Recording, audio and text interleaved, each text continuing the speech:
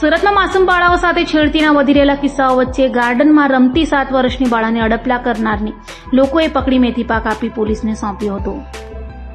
અડાજણ વિસ્તારમાં એક ગાર્ડનમાં રમી રહેલી 7 વર્ષની બાળકી સાથે શારીરિક અડપલા કરનાર એક 20 વર્ષીય યુવકને લોકોએ ઝડપી પાડ્યો છે. બાળકીએ તેની માતાને જાણ કરતા આ ઘટના પ્રકાશમાં આવી હતી. લોકોએ આરોપીને મેથી પાક ચખાડી અડાજણ પોલીસને હવાલે કર્યો હતો. પોલીસે યુવક સામે છેડતીનો ગુનો દાખલ કરી કાયદેસરની કાર્યવાહી હાથ ધરી.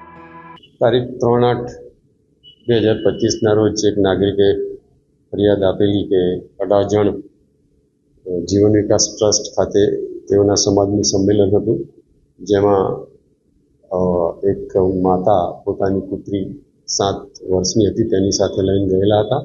બાળકો રમતા હતા તે દરમિયાન ત્યાં જિગ્નેશ જયંતિભાઈ રાઠોડ નામનો યુવક ત્યાં પહોંચી ગયો હતો અને એ બાળકીને તું અહીંયા છુપાઈ જા અને કોઈ શોધી નહીં શકશે એમ કહી નજીક ખેંચી ગઈ.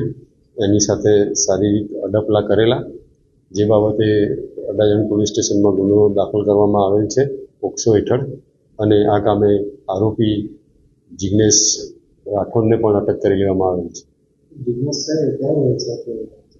જિગ્નેશ રાઠોડ છે, શ્રમજીવી છે, એ મજૂરી કામ કરે છે.